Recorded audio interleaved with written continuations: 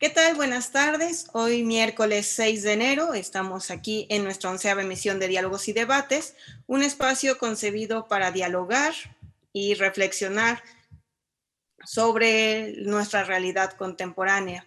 En esta 11ª emisión, bueno, estamos aquí extrañando a nuestro queridísimo doctor Ornelas, que prontamente se reintegrará a este programa.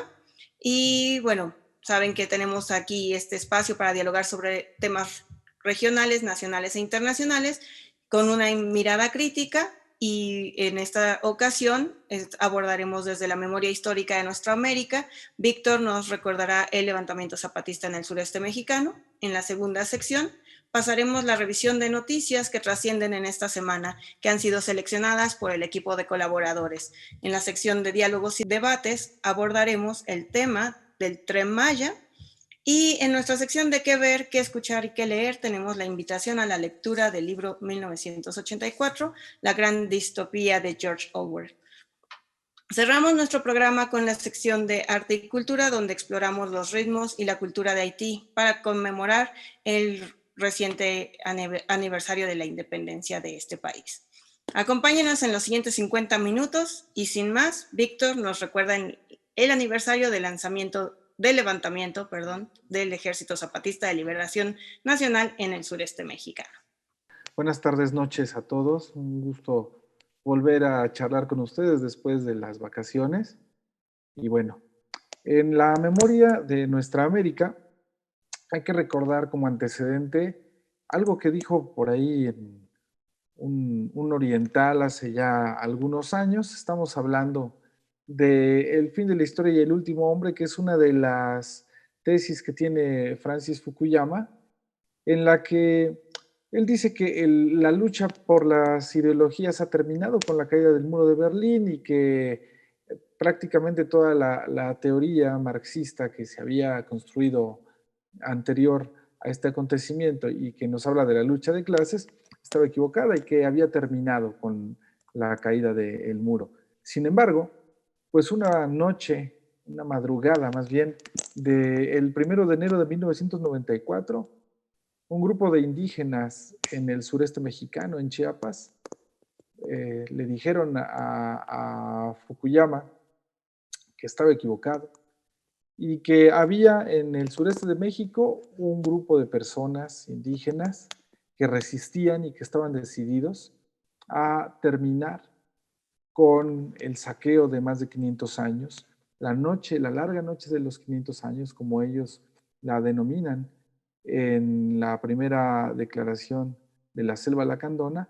Y bueno, a partir de ahí se da un conflicto armado que dura apenas un par de semanas, no llega ni siquiera a las 2 semanas, son 12 días oficialmente, en los que se da un enfrentamiento armado entre el Ejército Zapatista de Liberación Nacional y el Ejército Mexicano.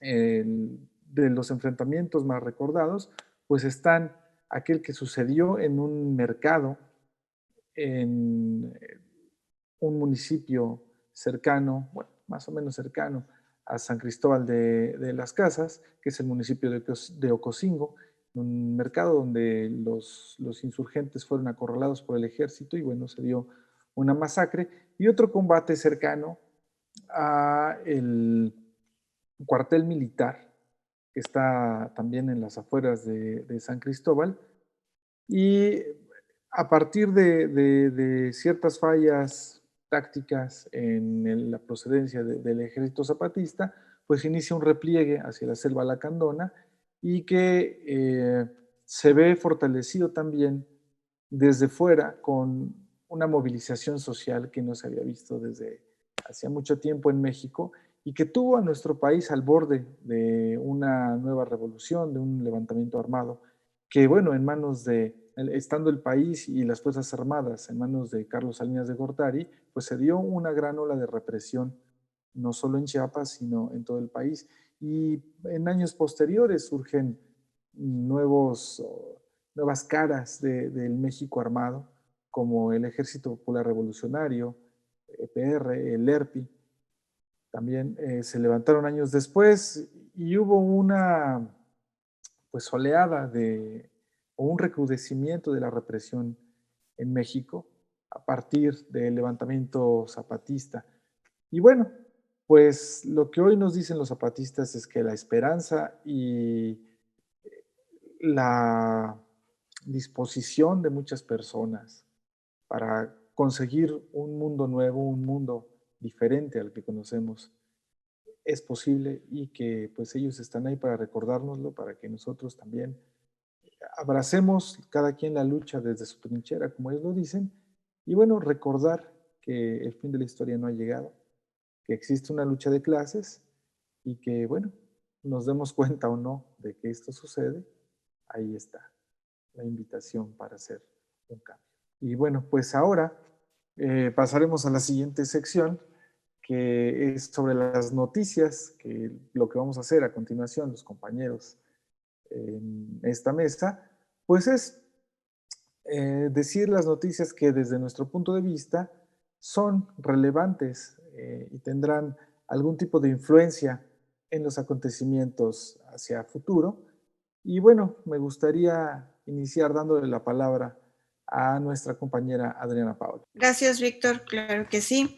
Pues bueno, el pasado sábado 2 de enero, el presidente Donald Trump se hizo pública esa llamada que realizó al secretario de Estado del Estado de Georgia, donde solicitaba y rogaba que por favor revocaran los resultados electorales. Entonces, bueno, esta polémica llamada ha tenido grandes tambaleos nuevamente en la política de Trump. Nuevamente se presenta un Trump dando patadas de ahogado, tratando de prevalecer, de no querer soltar el poder, de no querer reconocer el triunfo electoral de Joe Biden. Y bueno, esta llamada muestra precisamente ese Trump suplicante, que a pocos días de dejar el cargo sigue lanzando una serie de teorías conspiracionistas para desacreditar las elecciones en su país. Y ante esto, un par de representantes de la Cámara de Representantes demócratas han exigido o han escrito al director del FBI, Christopher Wray, que inicie una investigación criminal por las prácticas de amenaza incluso que hizo Trump contra el secretario de Estado en Georgia, donde él exigía que se modificaran los números de los resultados electorales. Y bueno, son violaciones muy visibles a las constituciones y a los reglamentos de este estado en materia electoral. Entonces, bueno, hay la posibilidad de que se abra una investigación criminal en contra de Trump por parte del FBI, y pues bien, como sabemos, como algunos representantes han señalado, por ejemplo, el caso de Alexandria Ocasio-Cortez, quien es representante demócrata en Nueva York, dijo que la conducta del presidente era impugnable, y el senador Durbin, también demócrata por Illinois, dijo que esto no ameritaba nada menos, sino que una investigación criminal. Entonces, bueno, sabemos que sigue la situación polémica en ese país, y bueno, Biden próximamente estará tomando posesión como presidente el 20 de enero. Y esa sería mi participación. Gracias.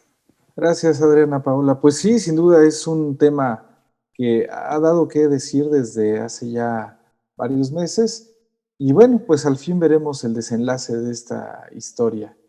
Es la crónica de una salida anunciada, al parecer. Y bueno, pues ahora le pido a la compañera Adriana Pineda que nos comente su noticia. Sí, buenas tardes, noches a todos. Qué bueno que nos están escuchando. Y quiero hablarles sobre el repunte de los casos COVID que ha habido tanto en América Latina y en Europa. Y bueno, han sido casos severos. Esta es una segunda oleada que también le está tocando a México. Ha ido marcando máximos en varios países europeos como Alemania, Francia, Reino Unido, Italia, que ya plantean ampliar las restricciones, y eso que todavía no se sabe cuál es el verdadero impacto de las fiestas de Navidad y de Año Nuevo en esta curva de contagios.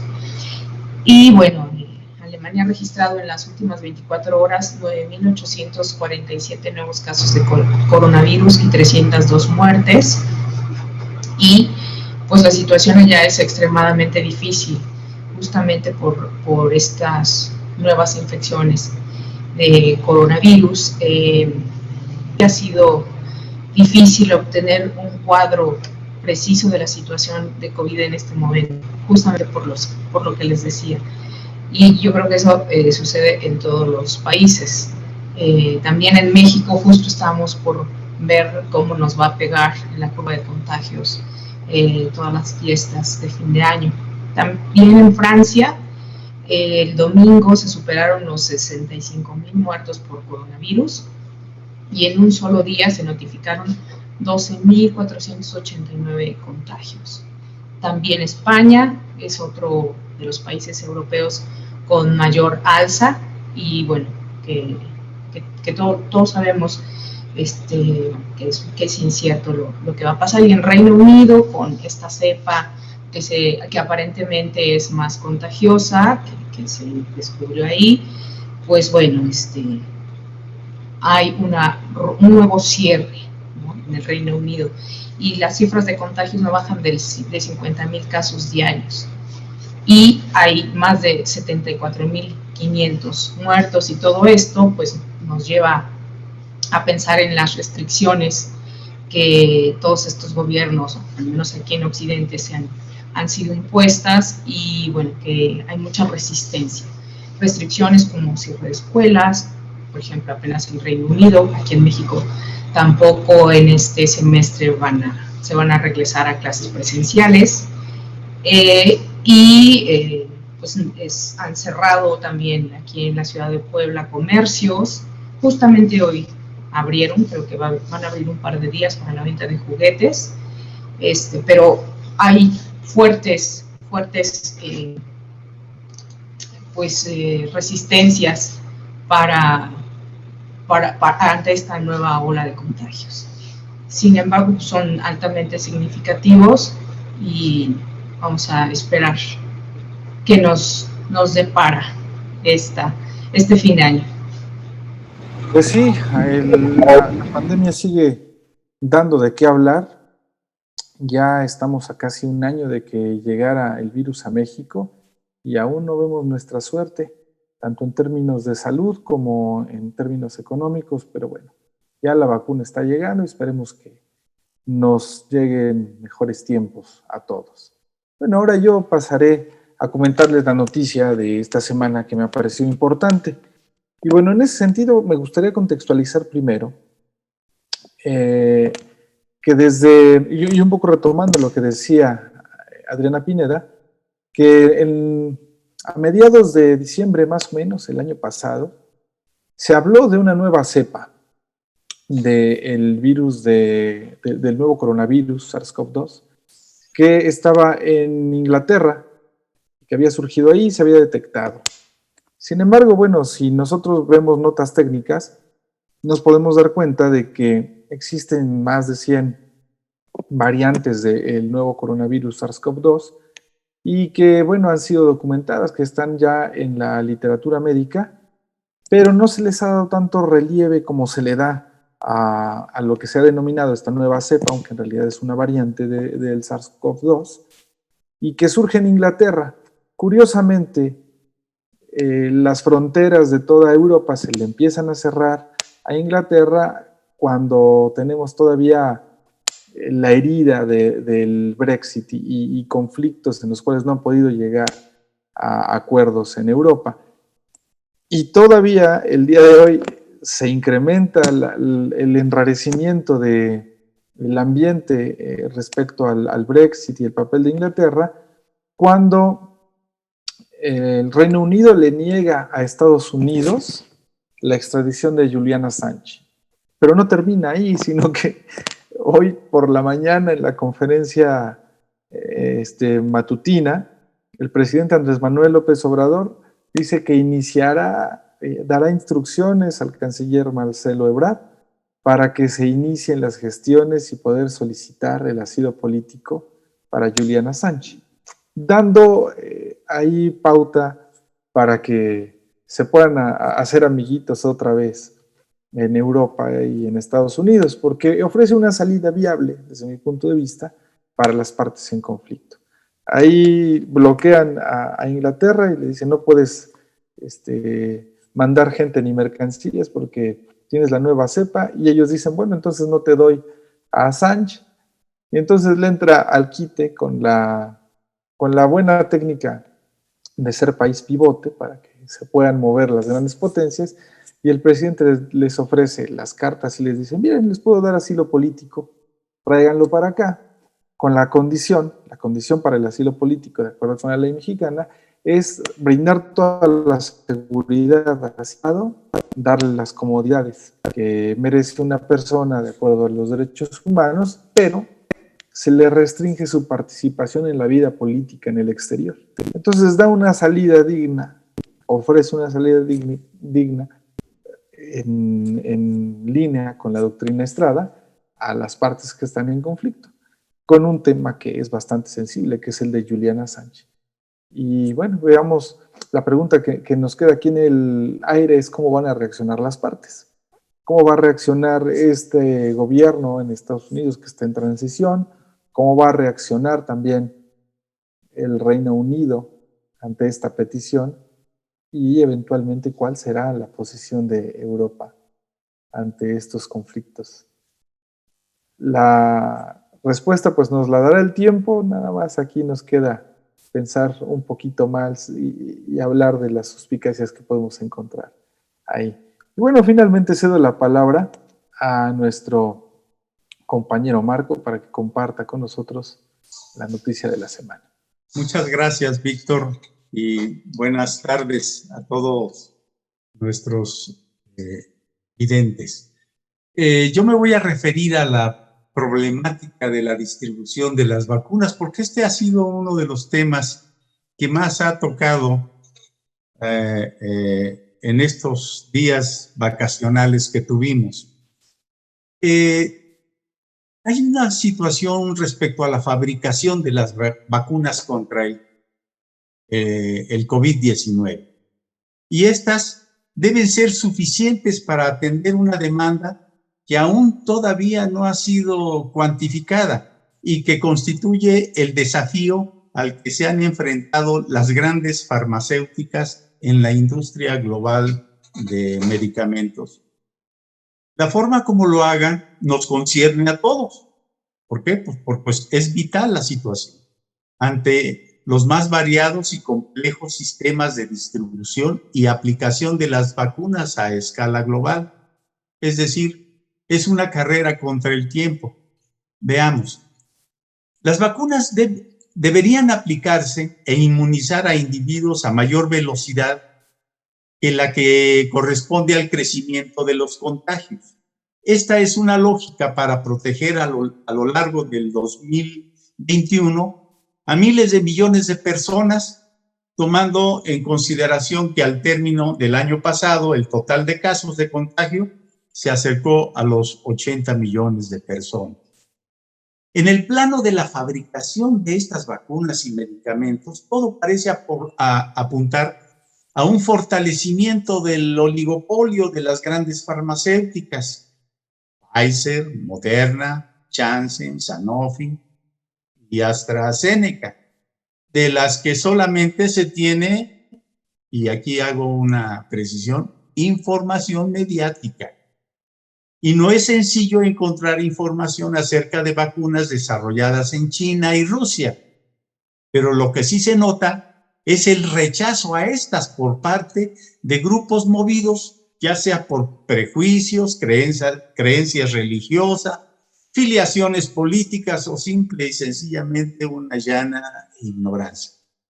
Es difícil imaginar una primera prioridad para las campañas de vacunación diferente a la que ha sido anunciada casi en todo el planeta, que es inmunizar primero al total de los trabajadores de salud de todos los niveles y calificaciones que ocupan la línea frontal en la lucha contra el COVID-19. Nadie duda de que será el personal médico, paramédico y auxiliares de los países ricos el que más pronto se alcancen los niveles sustanciales de inmunización. Hay también una aparente coincidencia en que el segundo rango de prioridad lo ocupan los adultos mayores, ahí me encuentro yo, a la luz de los distintos grados de vulnerabilidad que dependen de la edad. El siguiente rango que viene es el de los trabajadores esenciales. Algunos grupos tristemente coinciden con los que laboran en condiciones más precarias, sobre todo en los países pobres. Voy a poner un ejemplo, que es aquellos trabajadores, ¿sí?, que son esenciales y que se dedican a la recolección de basura, que es un caso muy citado. Más allá de un esquema público de inmunización bien diseñado y gratuito, es muy difícil imaginar que estos humildes y empobrecidos trabajadores encuentren el lugar adecuado que les corresponde. Y así yo creo que en esta tercera etapa se van a presentar muchos ejemplos de los que seguramente se complicará la aplicación de las vacunas. Y esto es la nota que les quería señalar. Y sin más, vamos a pasar a nuestra tercera sección. Es la tercera sección que tiene que ver con el debate. Y aquí vamos a participar todos. El Tren Maya ha provocado, por supuestamente, una polémica muy interesante en los últimos meses, sobre todo porque el Tren Maya, junto con otras obras grandes que se han echado a andar, como Dos Bocas, como es el aeropuerto Felipe Ángeles, y como es la carretera o la vía transísmica, esto ha provocado en el caso del Tren Maya una polémica muy importante. Y para ello nosotros vamos a realizar y a implementar un debate sobre este tema. Para ello, entonces, le doy la palabra a Víctor para que empiece con este tema tan importante. Adelante, Víctor. Gracias, Marco. Bueno, respecto al Tren Maya, nos estamos metiendo en uno de los temas más grandes en lo referente a la controversia que tiene que ver con el proceder de la 4T en México. Bueno, yo identifico respecto al Tren Maya 3 elementos que son centrales desde mi punto de vista para analizar esto. El primero es el eje cultural, social, tenemos otro eje económico y tenemos también un aspecto político. En lo referente a lo económico, pues seré por ahí, por el vicio ya de ser economista. Pero en lo económico se nos ha dicho, ahí existe todo un argumento en el que se afirma que la construcción de infraestructura de comunicaciones permite siempre mejorar los flujos de mercancías, el flujo de personas y la movilidad de los factores de la producción obviamente genera crecimiento económico y bonanza en la zona en donde se da esto. Y esto, la verdad es que objetivamente es innegable. No podemos negar que una carretera, una vía férrea, un aeropuerto, genera actividad económica. Y que esto además pues incentiva la producción, incentiva la productividad, etc. El problema aquí es que ¿quiénes son las personas que se van a beneficiar de este crecimiento económico? Si nos ponemos un poco más estrictos en lo que a economía política se refiere, nos daremos cuenta que en este sentido, lo primero que va a suceder es que los pueblos, las personas que viven en las márgenes del paso de este proyecto ferroviario, van a ser proletarizadas, o sea, van a ser personas que hoy están viviendo en una realidad que no es plenamente la de un empleado urbano o de un obrero, un empleado de cualquier otro sector de la economía, sino que están en cierto sentido al margen de la vida económica no solo del país, sino del mundo, porque no están integrados a los mercados globales. Y por medio de la apertura y la construcción de esta vía ferroviaria, o de este tren, pues estas personas van a estar en la necesidad de cambiar de actividades, porque ya sea que serán desplazados por el paso de las vías o porque, bueno, tendrán incentivos económicos para poder o para tratar de ganarse la vida de una forma distinta a la que tradicionalmente tenían. Eso los proletariza y hace que abandonen sus actividades tradicionales cotidianas que el día de hoy tienen.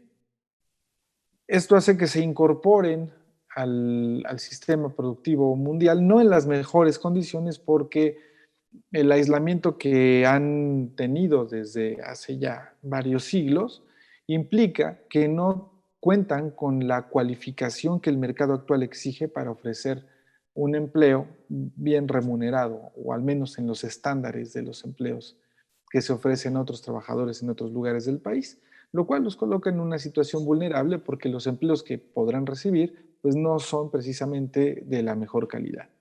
Entonces, en lo económico es esto.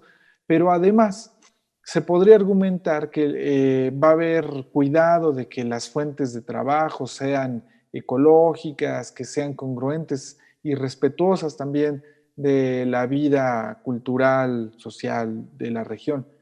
Sin embargo, hasta el momento no se ha vuelto oficial o no se ha anunciado ningún tipo de estrategia de financiamiento, de construcción, de proyectos de economía solidaria en la región. Se ha quedado todo en la especulación y bueno, lo que se podría esperar es que las grandes transnacionales dedicadas al, pues, al entretenimiento, al esparcimiento turístico, pues se encuentren no solo en las comunidades, sino en las personas, no solo la mano de obra barata que hay, por ejemplo, en Cancún, sino que los bienes culturales que existen ahí sean tratados como tales, ¿no? Como bienes, no estamos hablando de la cultura y de un pueblo que se incorpora voluntariamente a un mercado internacional, sino que pues es una mercancía nueva que se ofrece como una curiosidad y que ahora en lugar de ir en un carrito de súper y viendo qué compras del anaquel, pues vas en un trenecito y decides qué cultura admiras desde un punto de vista folclorizado en el que no hay una profundización en la comprensión de la cultura de la región. Por otra parte, pues prácticamente la historia nos ha enseñado que todo lo que toca la economía capitalista, el modo occidental de hacer mercado, lo destruye. Son como el rey Midas, pero también con una parte oculta en la que no solo se convierte en oro para los Midas de la economía, sino que los afectados, quienes ponen a las personas y los recursos, pues terminan completamente pauperizados. En lo económico creo que va más por ahí. Va a haber beneficios, va a haber crecimiento económico, pero difícilmente serán para los habitantes originarios. En lo político, bueno, mejor primero nos pasamos a lo cultural para relacionarlo más con lo económico. Pues ya decía, estamos hablando de territorio, no estamos hablando únicamente de un pedazo de tierra, sino de territorio involucrando a la gente que lo habita. O sea, una cosa es la tierra, el terreno, y el territorio es una construcción social. Y esta construcción social se va a ver desequilibrada por la llegada de personas que no pertenecen a ese entorno y que sin duda de forma invasiva pues tendrán alguna influencia sobre la cultura local. Y bueno, por otra parte, me ampliaré o me extenderé un poco más en lo político. Desde mi punto de vista, lo que se está creando, lo que se está generando ahí es una estrategia de contrainsurgencia. Estamos hablando de una de las regiones en donde existe un control de parte del Ejército Zapatista de Liberación Nacional desde los años del levantamiento y que ha sido difícil de penetrar. Ha habido varias formas de intentar penetrar en esas zonas. Uno ha sido mediante algunas organizaciones religiosas que pretenden romper la cohesión cultural en los pueblos que están ahí y generar segregación a partir de las creencias religiosas. Otra ha sido a través de los programas gubernamentales de los sexenios pasados, donde les ofrecen dádivas a las personas que habitan ahí, con tal de que traicionen a la causa zapatista. Y bueno, otra forma de hacerlo ahora, pues es ofrecer directamente una fuente de ingreso e incentivos económicos que de alguna manera empiecen a romper con la cohesión social, ideológica, cultural y económica de la región. Entonces, no sé si la intención del gobierno federal vaya de acuerdo a lo que acabo de enunciar, pero lo que sí puedo decir es que desde mi punto de vista, las comunidades se van a enfrentar por lo menos a esas 3 áreas de conflicto a partir de la construcción del Tren Maya. Muchas gracias, Víctor. Sí, efectivamente, hay una cuestión de bastante incertidumbre. Esto tiene mucho que ver con la experiencia que se tiene cuando se fundó, cuando se creó Cancún, vamos a decirlo así. Se piensa que ahora con el Tren Maya y las diferentes paradas que tiene el Tren Maya, que va desde Francisco Escarce, pasando por Tulum, etcétera, etcétera, haciendo un recorrido aparentemente turístico, vaya a generar muchos Cancún. Y Cancún pues es una muestra justamente en donde los gobiernos neoliberales se dieron tierras y playas para las diferentes empresas transnacionales turísticas y hoteleras, en donde efectivamente utilizan mano de obra barata y generan una gran pobreza. Tal es el caso, por ejemplo, de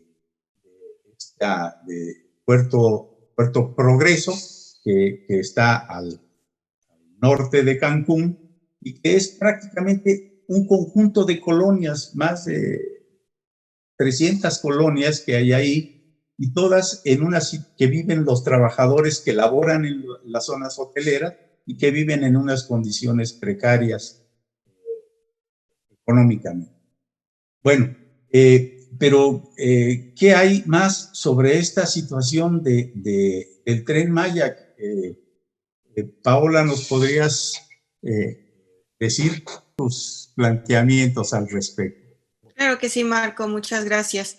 Pues efectivamente ya los 3 puntos principales que señalaba Víctor, y yo le sumaría un cuarto, que sería el aspecto medioambiental, ¿verdad? Que también está en jaque, como cada vez que se hace algún proyecto de infraestructura, sabemos que se tiene que desmontar cerros, expropiar territorio y demás, como ya bien señalaba él.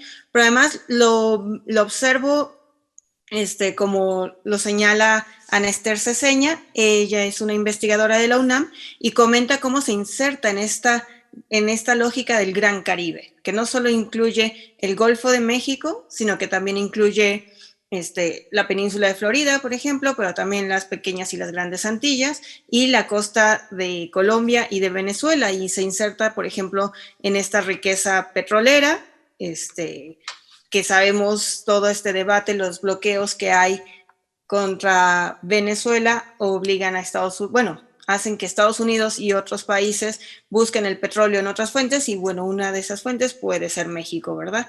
También cómo la construcción geográfica se va modificando en la presencia de este proyecto, y como bien señalaba Víctor, afectando la cultura, las relaciones sociales actuales de la región sureste mexicana, y cómo esta combinación de factores político, económicos, sociales y culturales sí ponen en tensión una región que de por sí históricamente ha sido explotada, ¿no? Pensemos las zonas cafetaleras, petroleras, eléctricas y demás, y toda la minería que hay en el sureste mexicano, y cómo, bueno, el Tren Maya se inserta un poco en esta lógica, como también se inserta con los proyectos del Plan Puebla-Panamá, el corredor transísmico y todos estos macroproyectos que ponen en jaque a las comunidades y a las regiones indígenas de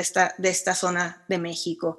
Si bien ha habido, por lo menos en esta administración, intentos de apegarse al convenio 169 de la Organización Internacional del Trabajo, tratando de hacer la consulta con los pueblos indígenas en la región, lo cierto es que la participación fue muy reducida, hubo una participación de menos de 10,000 personas, considerando que pues que el sureste mexicano es el que tiene mayor cantidad de población indígena, y hubo incluso cuestionamientos a nivel nacional e internacional sobre los mecanismos en los que se llevó a cabo esta consulta, que ponía un poco en cuestión si realmente había sido adecuada, ¿no? De entrada, pues había sido una participación muy reducida, pero cualquier proyecto de desarrollo en cualquier región está obligado efectivamente a poder consultar a la población que va a ser directamente afectada, ¿verdad? Porque se habla de trastocamiento de territorios, de modos de vida, de prácticas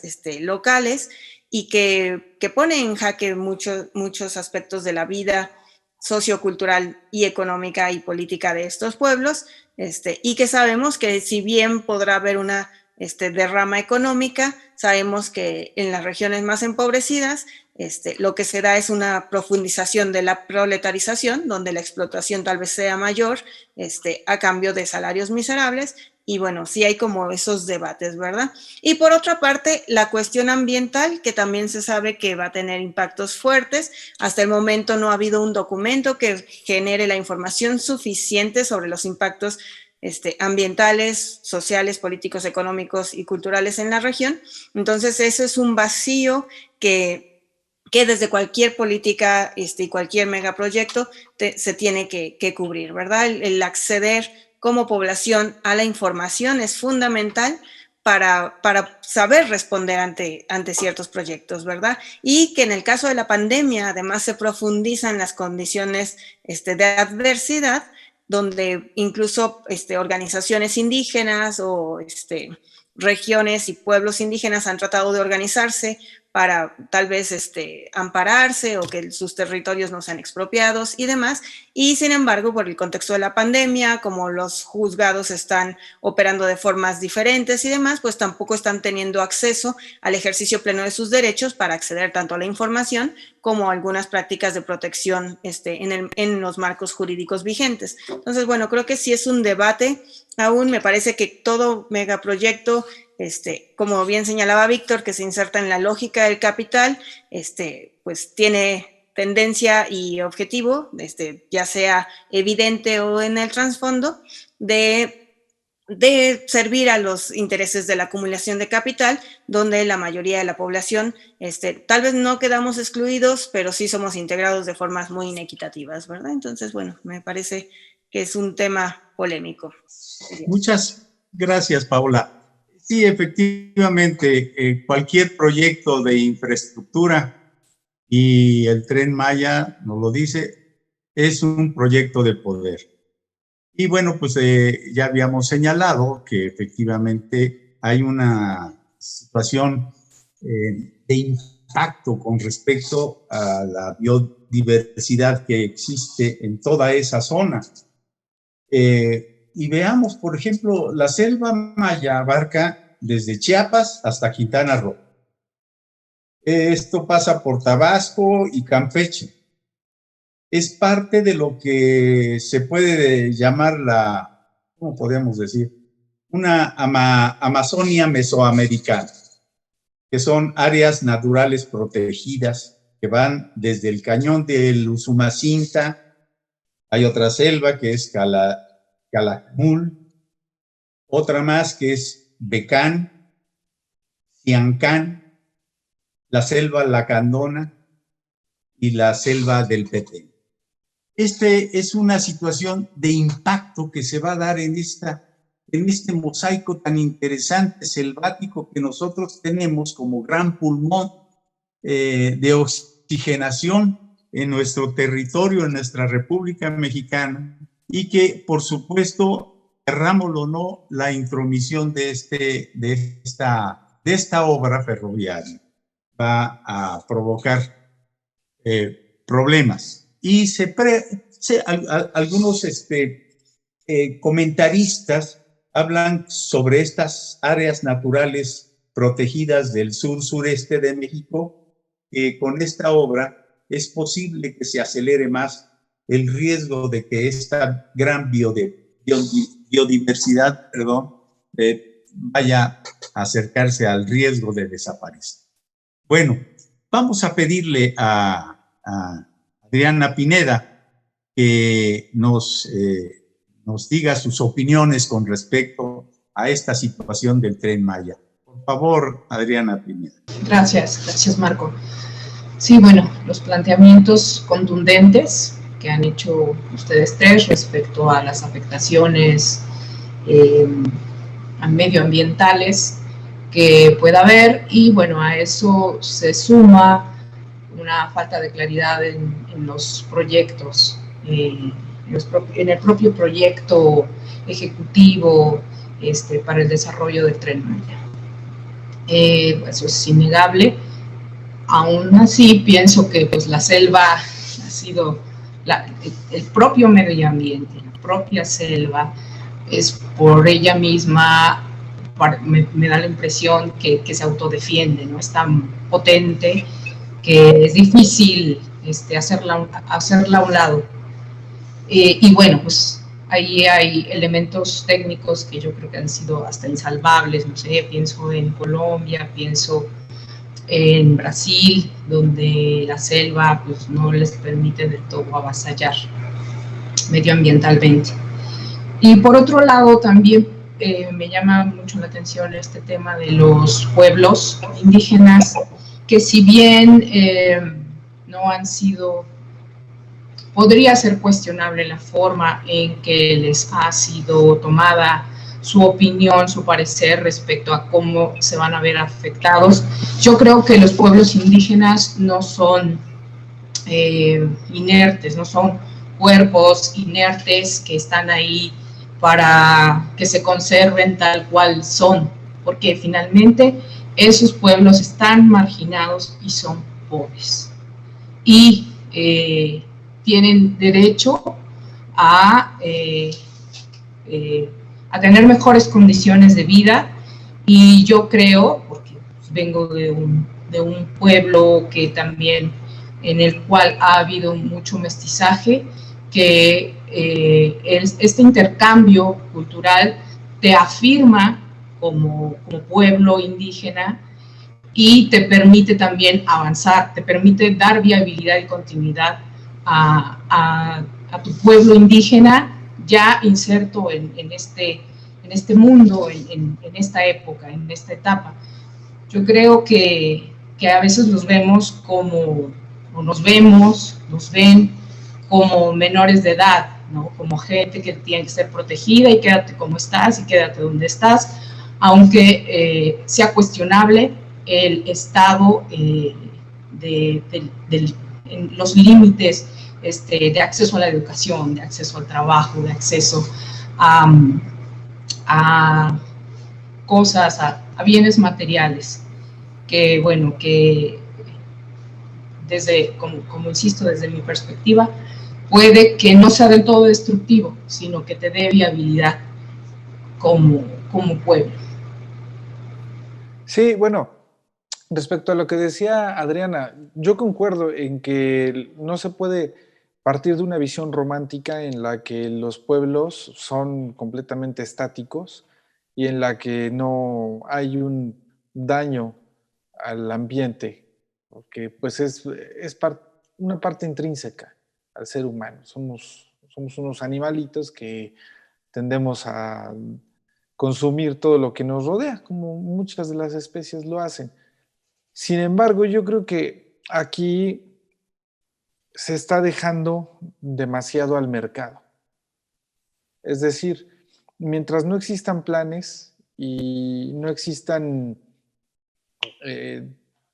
pues sí, bases legales que, por ejemplo, garanticen la tenencia de la tierra, porque puede haber zonas protegidas, pero se está dejando también a la especulación. O sea, los desarrollos turísticos en las partes que no son zonas protegidas están siendo sujetos de especulación de parte de las grandes transnacionales.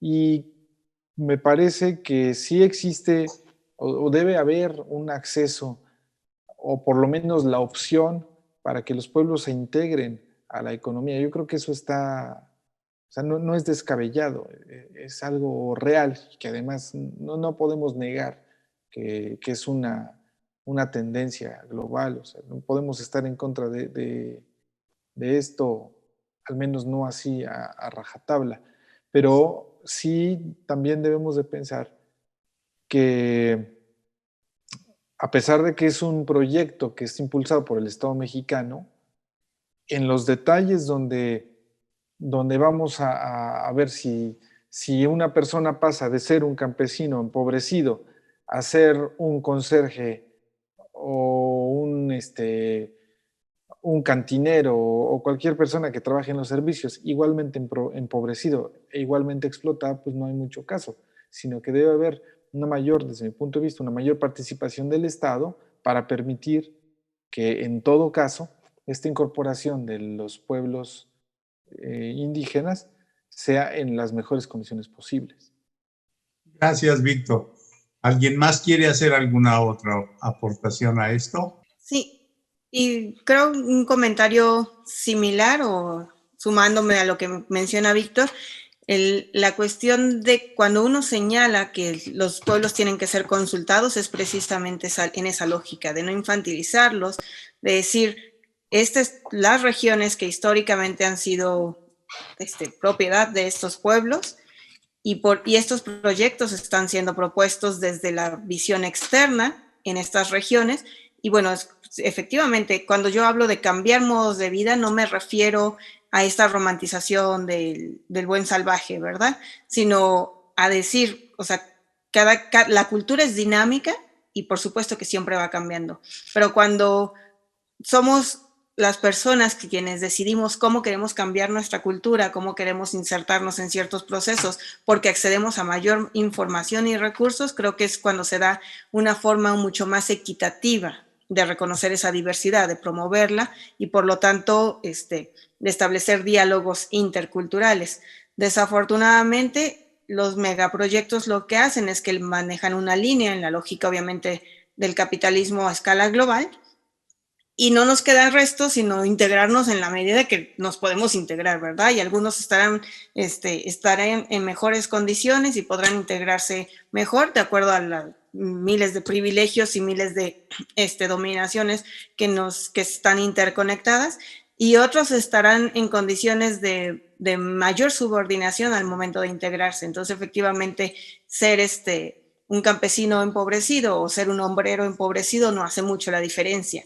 La diferencia tendría que ser en que haya proyectos rurales que permitan tener una calidad y dignidad de vida para los pueblos que se dedican a la cuestión rural, que haya proyectos urbanos que permiten tener una calidad de vida en esa lógica de lo urbano, ¿no? Y que tenga esa mirada mucho más integral en los procesos de desarrollo, que involucra la cuestión ambiental, cultural, social, político-económica, que promueva una equidad, no únicamente al servicio del capital, y que nos podamos insertar como podamos, y bueno, efectivamente tal vez vamos a poder tener ciertas oportunidades, pero a las que algunos podrán acceder, pero no que realmente se esté promoviendo procesos de equidad. No sé si, bueno, un poco sería como reflexión a ese comentario. Gracias, Paola. Adriana, por favor, Adriana Pineda, por favor. Sí, gracias. Sí, yo lo que quiero comentar es que creo que hay inicios de proceso, y en estos temas de los pueblos creo que es un proceso que puede aproximarnos a la educación. O sea, es un proceso que deja un saldo, saldos positivos y saldos negativos. Y digo también proceso porque estos lugares apartados, estos lugares precarizados que están ahí subsumidos, hasta olvidados más bien, pueden ponerse de relieve con el paso del tiempo. Yo no digo que sea inmediato un cambio, pero que puedan tener acceso a escuelas, a intercambios, a tener más, hacerse también de más herramientas y habilidades, como decía Víctor hace un rato. Y también que yo creo que estos pueblos indígenas tienen un horizonte cultural y una dignidad, y también se sienten herederos, o nos sentimos herederos de vida, de cultura, que nos mantiene unidos y que pues nos da identidad quizá local, y estos procesos, como decía, de acercamiento de la educación, pues nos permitirá evolucionar con ese horizonte de ser un pueblo digno, de venir de mucho tiempo atrás. Entonces, es un horizonte que quizá no parece muy lejano, que hasta parece utópico, pero me parece también que se han dado casos, ¿no? No es fácil, decía, hay saldos, reconozco que hay mucha proletarización, sí, pero pues también es una manera de insisto en el punto anterior, de dar continuidad y viabilidad a la existencia de los pueblos indígenas. Bueno, sí, ya no hay más intervenciones respecto a este punto del Tren Maya, del tema de debates. Pasamos a la siguiente sección, que ver, que leer. Le damos la palabra para esta cuarta sección a Adriana Pineda y que nos haga la presentación de ese libro de 1984. Gracias, Marco. Bueno, les quiero platicar, gracias Marco por darme la palabra, que en abril del 2019 leí un artículo del filósofo sudcoreano Byung-Chul que se llama El coronavirus bajo el liberalismo, y ahí nos plantea cosas muy, muy interesantes respecto a cómo ha sido el manejo de la pandemia en Oriente y Occidente.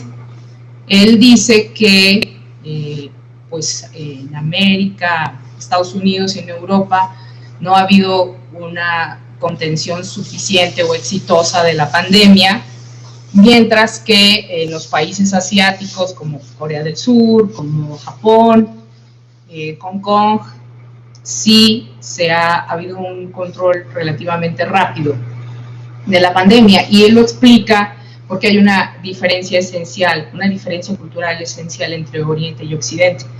Por un lado, dice que los asiáticos se asumen a sí mismos como personas, como un colectivo que se disciplina. En buena medida viene esto por sus regímenes gubernamentales, que han sido pues autoritarios y que los han formado para ser una sociedad que embone, que encaje, que haga colectividad, de cierta forma que obedezca. El que salta en una sociedad europea, el que se distingue, no es tan bien visto. En cambio, pues estas medidas que pueden resultar más bien sumamente radicales, y para Occidente, en Occidente, en las sociedades occidentales ha habido mucha resistencia. Entonces él lo plantea así, como que hay esta diferencia esencial cultural, y pone el ejemplo de China, donde él plantea ya que hay, lo llama una sociedad disciplinaria digital con un sistema de crédito social que permite una vigilancia biopolítica y un control sin fisuras de la población, ¿no? Refiere el filósofo a que a través del crédito en China se ha logrado saber todo de los individuos, de las personas, que compra, que piensa, que come, y si se porta bien, entonces se le estimula con créditos baratos, y si se porta mal, pues bueno, hasta su vida puede correr riesgos, ¿no? Da un ejemplo de una persona que viaja en tren, y a través de las cámaras se puede determinar si tiene temperatura alta, y se les llama por teléfono a las personas que estaban en el vagón, como sus vecinos que compartieron vagón. Y esa ha sido una forma en que han logrado dominar la pandemia, y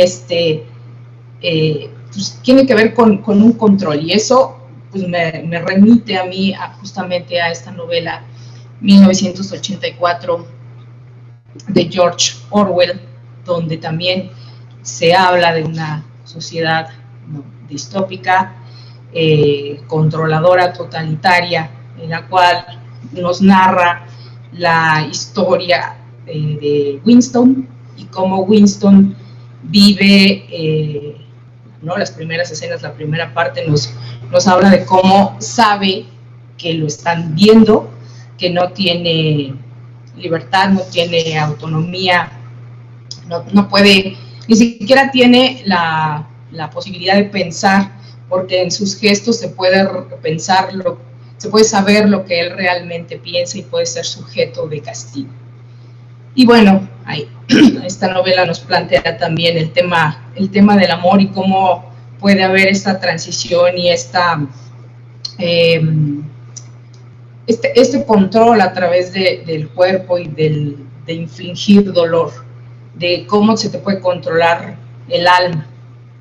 Y digo, finalmente lo pongo como una duda, ¿no? Esta sociedad, o este tipo de régimen totalitario, ¿nos beneficia? ¿Nos puede ser en algún momento benéfico, como en este caso sucede en Asia, que este control les ha permitido aparentemente dominar la pandemia y les ha permitido salvar las vidas? Y también, ¿no?, está este planteamiento de hasta dónde va a parar este dominio y este control, porque por otro lado en las sociedades occidentales tenemos el Facebook, tenemos Twitter, tenemos todas las redes sociales donde pues no necesariamente hay un Estado que nos controla y que que identifica, que analiza nuestras compras, nuestras decisiones, nuestros gustos, nuestras búsquedas en línea, sino somos nosotros los que nos ponemos ahí en charola de plata para exhibir pues esto, justamente, y que también tienen control sobre nosotros mismos. Entonces, bueno, desde ahí quiero abordar esta novela, que es vigente y que tiene pues muchas interpretaciones y muchas aristas. A mí la verdad me costó trabajo leerla por justamente los espacios y los fragmentos ahí que son sumamente explícitos de cómo se puede controlar a través del dolor y del castigo. Pero bueno, ahí lo pongo a la reflexión. Y bueno, para cerrar con broche de oro, pues vamos a charlar sobre la música haitiana en el marco de la conmemoración de su independencia, que fue el 1 de enero de 1804, y que, bueno, fue el primer país de América Latina en haber alcanzado y conquistado su independencia. Y nos escuchamos a mi tocaya Adriana Paola al respecto. Gracias.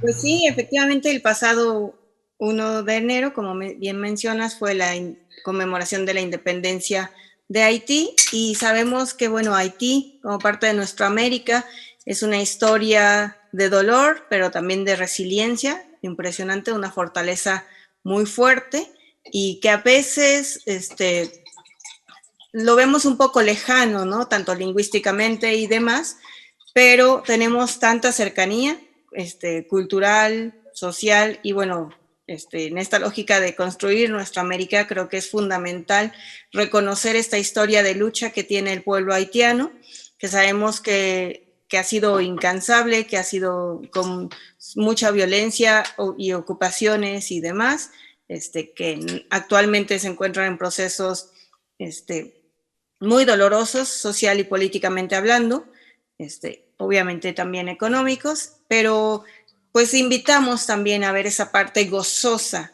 y viva que es de la cultura haitiana, ¿verdad? Entonces, me permití hoy conversar un poco, no así en general de la música, sino en particular de un músico que es bastante joven, Kebert Bastien, y él, bueno, normalmente es conocido como Kev. Él es un joven que se ha dedicado a hacer música con esta mezcla y sincretismos, que si consideramos la historia de Haití, bueno, tiene influencia maya quiché y también toda la influencia afrodescendiente, considerando pues toda la llegada de esclavos que vinieron en la época de la colonia y bueno, tiene influencia obviamente francesa, europea, estadounidense y demás. Y en estas mezclas y resistencias musicales, este joven es Kev es un joven energético que realmente está muy comprometido con la justicia y los movimientos sociales en su país y utiliza la música precisamente para llamar a la solidaridad, para llamar a la reflexión, desarrollar el pensamiento crítico. Tal vez no sea un músico internacionalmente reconocido, aunque sí es bastante conocido, pero es muy conocido en los barrios y en las regiones más populares de Haití, porque trabaja directamente con las comunidades y hace talleres de música y de literatura y utiliza la música como una herramienta para la revolución, ¿verdad? Entonces tiene una explosión y un talento musical impresionante, un compromiso teórico, crítico e intelectual también muy fuerte. Y bueno, yo invito a explorar un poco la música que él genera. Él nació en San Luis de Nord y obviamente el originario de Haití, pues con una lucha y una pasión impresionante, ha accedido al entrenamiento musical y se ha vuelto un músico bastante conocido. Entonces, me permitiría poner un par de canciones aquí para que compartamos un poquito. Voy a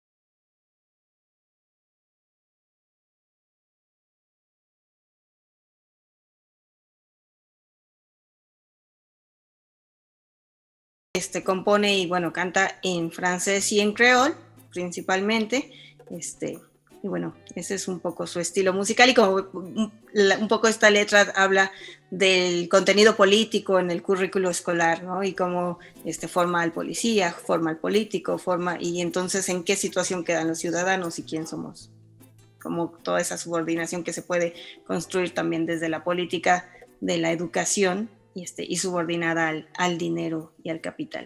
Pero bueno, un poquito en forma general.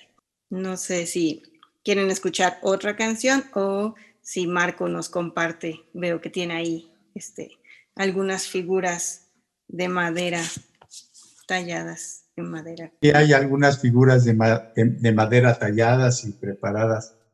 En algún momento fuimos y en uno de los mercados populares encontramos estas bellezas elaboradas prácticamente a mano, artesanos haitianos, y una influencia muy fuerte por parte de República Dominicana, toda vez que Haití comparte con la isla, con los dominicanos. Hay una influencia también muy fuerte de esculturas de madera, ¿sí? Pueden ver, en donde los personajes no tienen cara, tienen una identidad. Ese es algo que es muy peculiar en el caso de los dominicanos y fuertemente influenciados también los haitianos. Hay unas esculturas preciosas, estas, no sé si ponerlas así. También, vean, no hay cara, muy estilizada su madera de roble, este es un roble, y bueno, los precios, a mí me impresionaba porque a medida en que van haciendo el ofrecimiento, los precios, uno se va dando cuenta de la pobreza. ¿Sí? Entre más abaratan sus obras los artesanos haitianos, se da uno cuenta que hay mucha pobreza en este sentido. En el mercado encontramos una vendedora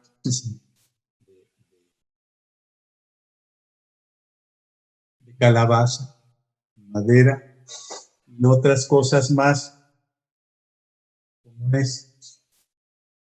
pequeños adornos, por ejemplo. Nuevamente observamos que no hay cara, es un florerito o algo así. Y algo que es lo más impresionante, que son estas esculturas largas, las voy a poner de menos a más, ¿sí? Y ahí poco a poco iremos viendo qué es una y la otra, ¿sí? Son dos bailarines que estiran sus manos hacia arriba, hacia el cielo, dicen queremos llegar al cielo con nuestro baile, en fin, y son grandes.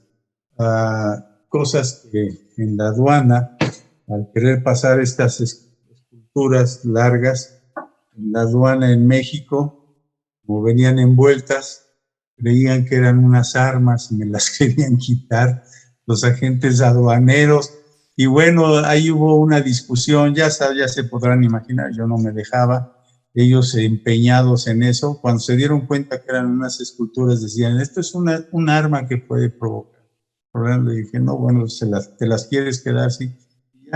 Iba yo a romperlas, porque yo dije, pues no, me las vas a quitar, las rompo. Con todo el dolor en mi corazón, pues ya intervino otra persona y dice, no, dice, oye, lo que estás haciendo es... Finalmente pude pasar esta. Pero aún así es impresionante el visitar un mercado en Haití.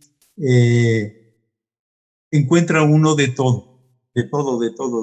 Hay una artesanía increíble, su comida, el disfrute, uno convive con ellos, sentarse en uno de los pequeños restaurantitos que tienen ahí dentro del mercado, en fin, y ellos se sientan con uno y platican y generan un ambiente por supuesto, para atraer al turista. Yo iba en calidad de turista y quedamos, mi esposa, mi hija y yo, muy impresionados de esta visita.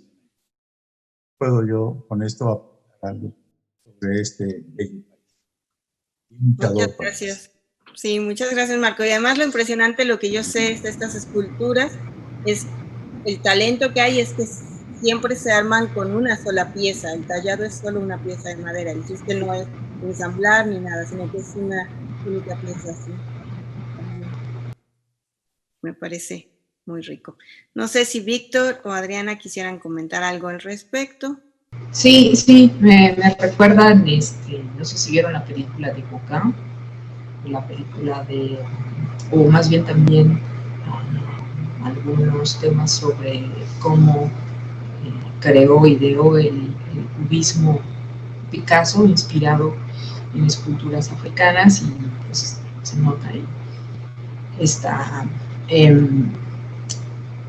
influencia de estas esculturas. Claro, eran también otro tipo de máscaras, pero bueno, este movimiento y esta fragmentación que hizo Picasso con el cubismo sí está inspirado en buena medida por el arte africano, que aquí se ve. Muy interesante. Y pues muy padre la música. Y cómo tienen este ritmo y en creole, cómo es musical, ¿no? Cómo parece un trabalenguas ahí, una parte del coro de la canción. Bueno, pues si no tenemos nada más por esta ocasión, agradecemos a nuestra audiencia. Muchas gracias por iniciar nuestra primera emisión de este año, nuestra 11ª emisión de Diálogos y Debates, y les invitamos a irnos con una canción más del cantante Kev Bastien. Muchas gracias y buenas noches. Hasta luego, buenas noches. Buenas noches.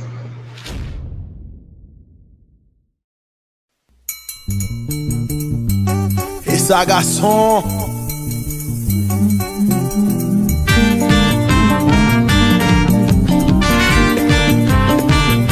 Tess up it.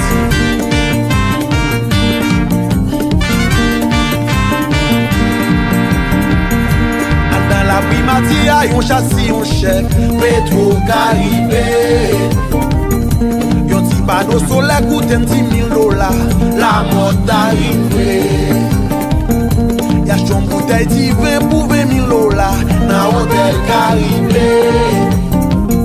Sous mandel yon plancher, faut bal yon fiche gaz, Petro-Caribé. Gaz collé, gaz lacrymogène, gaz nan dos, gaz nan ventre, yon tout gaz, sous tout. Qu'est-ce qu'on peut dire?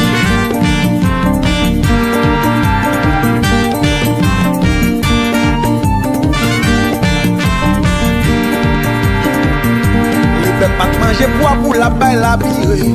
Budget ça levé.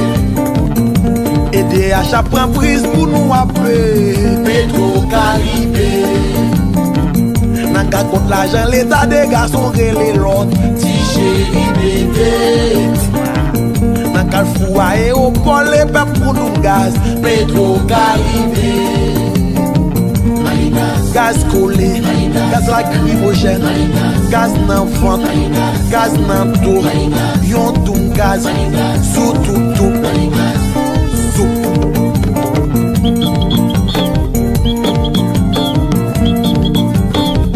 Y'a pas gaz, y'a pas frappe, gaz. Nèg yo pillé yon pays, salut Capwa. Fait garder Jacques sous l'université l'État. C'est certain pour accréter mélodie. C'est temps pour découvrir. C'est temps pour cabri. Au cabaflé tout.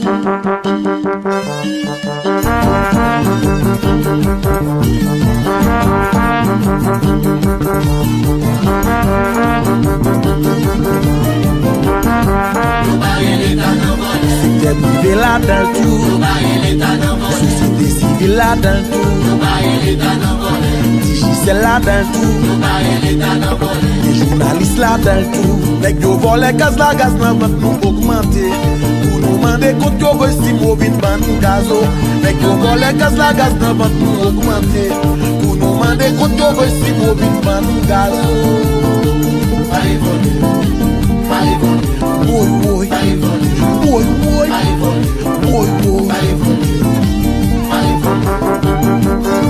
Des hommes là-dedans, faux diplôme. Capéen là-dedans, 300 coups de vie. Olivier là-dedans, l'argent stade de complet. Moïse là-dedans, l'argent agricole.